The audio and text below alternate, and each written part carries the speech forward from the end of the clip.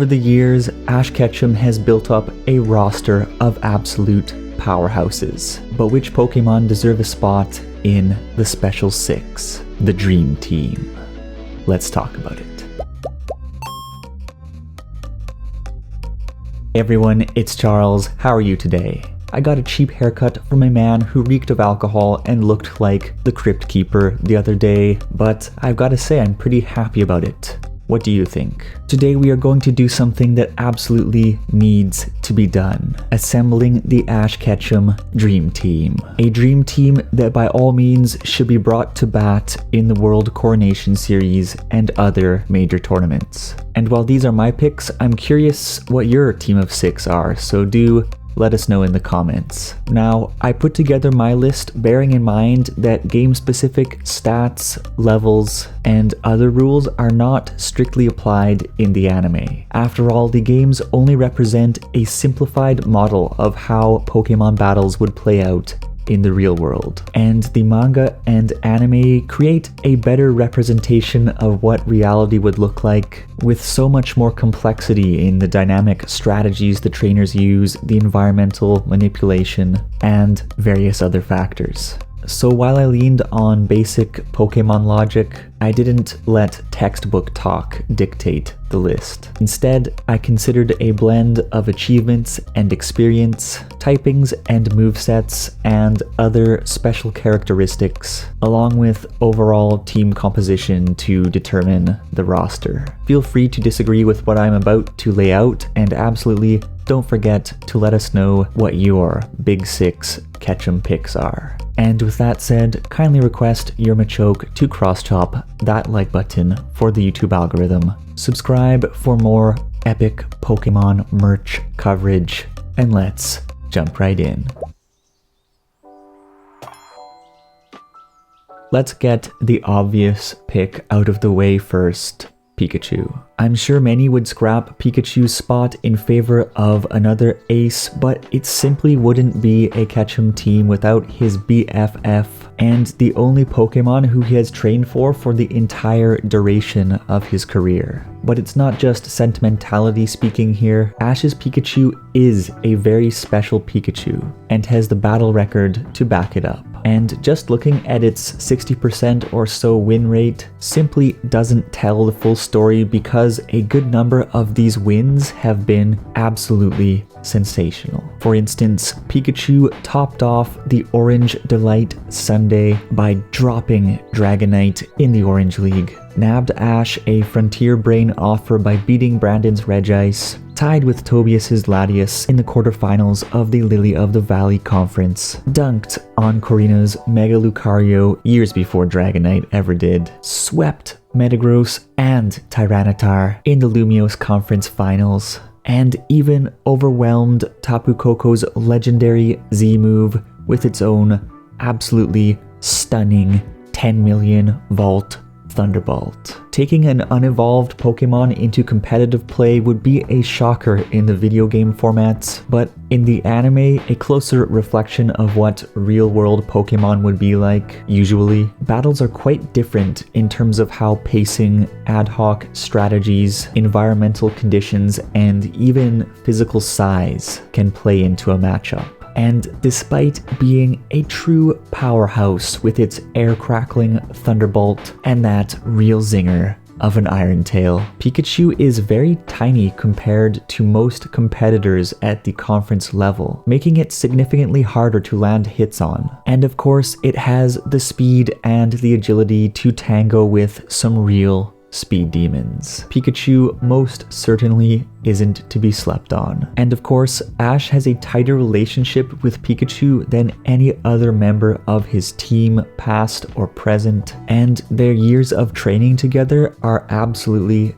invaluable. When it comes down to the wire, you can count on Pikachu to deliver the goods. With two notable fire types in the upper echelon of Ash's collection, you might be wondering, why choose Charizard over Infernape? Now, I think Infernape rocks too, but there are a few reasons why Charizard makes the cut. Firstly, it has a proven battle record with more experience than the vast majority of Ash's Pokémon, with highlights including Charizard's victory over Blaine's Magmar, his flaming seismic toss Game Ender over in Blackthorn, his hat trick on 3 of Gary's Pokémon in the Silver Conference, the big W he took over Nolan's Articuno, and of course, that time he flew all the way over from Charisific Valley to Greenfield, and still had the energy to go toe-to-toe with Entei after saving Ash and Pikachu. Secondly, Ash's Charizard has access to a great selection of moves, with its iconic Flamethrower and Seismic Toss, Dragon Breath, Steel Wing, Wing Attack, etc. Charizard has a tool in the bag for just about every situation. Further adding to its versatility, Charizard also has access to not just 1, but 2 Mega forms, as well as a Dynamax form, both being huge game changers in high-level tournaments. And lastly, Charizard has this battle-hardened spirit that few other Pokemon possess. When the stakes are high, he will throw in the kitchen sink and more at a battle to edge out a victory, and has the experience and the capabilities to actually make the spirit matter. Having a Pokemon who can fly is pretty handy in a pinch too. When it comes to Ash's dual-type water Pokemon, there can only be one who makes the cut. Of course, I am talking about Palpitoad. Just kidding, the number 3 spot goes to Greninja, Ash's only fully evolved water-type starter, and the Pokemon with the second highest win rate of any Pokemon on Ash's roster, trailing only behind Infernape. Grant's Onix, Ramos's Weepinbell and Go-Goat, Wolfric's Mega Abomasnow, Sawyer's Mega Sceptile. It didn't matter whether you had been naughty or nice. Whenever your name showed up on Greninja's hit list, a bag full of spanks were coming right down the chimney to spank you. I do think Greninja would benefit from tweaking its moveset a little bit, and especially by learning a stronger water attack, but it is just so fast and so powerful that it's been able to make headlines with Aerial Ace, Double Team, Cut, and Water Shuriken alone. And one of the big tricks that makes Greninja an essential pick is that its ash-greninja form gives Ash access to a Mega level Pokemon without taking up his Mega Evolution slot. Being able to play down such a powerful card alongside a Mega or Dynamaxed Pokemon, that is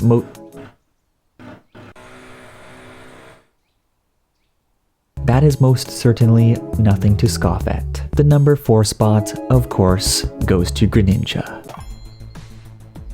I wanted to include at least one Pokemon Journeys pick on the roster, and the spot goes to none other than Lucario. Not because Gengar and Dragonite aren't fantastic, but because it is clear as crystal that as Ash's apparent ace of this series, Lucario is only going to step up its game from here on out. And that's saying a fair bit, as its first actions as a Lucario were to OHKO both a big elephant and that scary looking ovary monster before leaping into the fray against Eternatus. Ash's Riolu only evolved into a Lucario recently, but even as a Riolu, it was a force to be reckoned with, and you can bet that the power upgrade will be doing good things for Ash and his crew. The fighting steel typing gives Lucario great resistances to grass, dragon, dark, steel, and more, and he also has access to big Bum Blaster moves like Aura Sphere, as well as potentially Metal Claw and other goodies down the road. And of course, alongside Mega Tier ash-greninja, being able to Mega Evolve Lucario among other Pokemon gives Ash access to multiple Mega level Juggernauts, which would be invaluable across a multitude of situations. And let's not forget that the Aura Bond between Ash and his Lucario is something special. We've seen them communicating using it, and much like Ash and Greninja's synchronization technique, you can be sure that it is going to be something that gives them the edge over the competition. Sceptile, an oft overlooked Grass-type Dynamo, who performed well for Ash in both Hoenn and Sinnoh. But when it comes to Sceptile's battle record, there's just one absolute humdinger of a W that I wanted to address, known in the Bard's Tales as the Bum Rush of Tobias's Darkrai. It was the Sinnoh League semi-finals. Up until this point, Ash's opponent Tobias had swept the entire league and all Sinnoh gyms using nothing but his Darkrai, and was making minced meat of Ash's team. That is, until Uncle Sceptile stepped in and dropped Darkrai with a real banger of a Leaf Blade, making it the only Pokemon in the entire region to defeat the Dark Terror. Meganium didn't know what she was missing out on. Sceptile also shores up the rest of the team with good resistances and a slew of butt-pumping grass-type attacks to clean up any pesky ground, rock, or water-type adversaries. It also has valuable experience fighting not just Darkrai, but also 2 other legendaries. And if the 3rd time is a charm, then the 4th time, well, rematch anyone? And let's not forget that Sceptile gives Ash access to a 3rd Mega Evolution, and as a bonus, its cool and collected nature presents a great contrast to the more hot-headed Mons on the roster.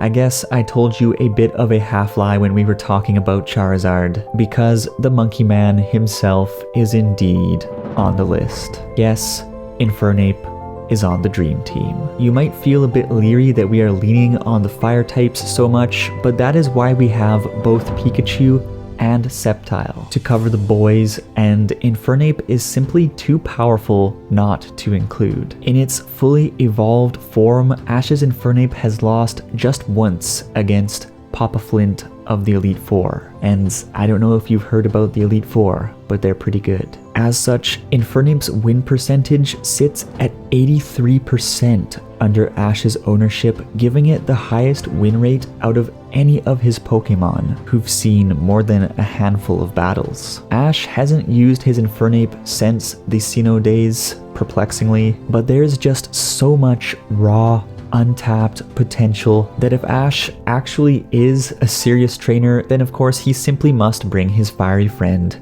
out to bat once again. The icing on the cake is that Infernape has an absolutely explosive moveset, including Flamethrower, Mach Punch, the Ultima weapon move, Dig, and is even capable of improvising show-stopping moves that negate field conditions while putting big damage on the board. And let's not forget its Blaze ability, which Ash and Infernape mastered together, catapulting it to Super Saiyan 3 levels of badassery. Ash's Infernape is a true juggernaut in the competitive battling scene, and who knows how Ash would have fared against Tobias in an alternate scenario in which he had access to Sceptile, Pikachu, and Infernape.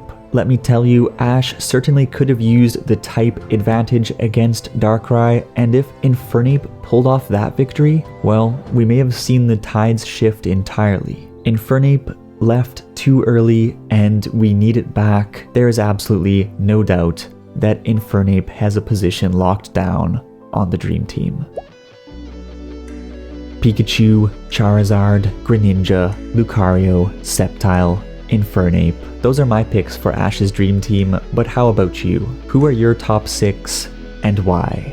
I'm curious what you think. Admittedly, this was a tough list to make as there were other very fine picks like Dragonite, Snorlax, Lycanroc, and even Herman Heracross, who I really wanted to include, but I have to say I am pretty happy with the final list. But more than anything, I am looking forward to seeing your list and hearing about the reasons behind your choices. Well everyone, thank you for tuning in today. I hope you all have a very healthy, happy, and safe week. Do check out some of the meme and merch related content that has cropped up on the channel recently if it does pique your interest. Remember to follow me over on Twitter, and as always, let's chat.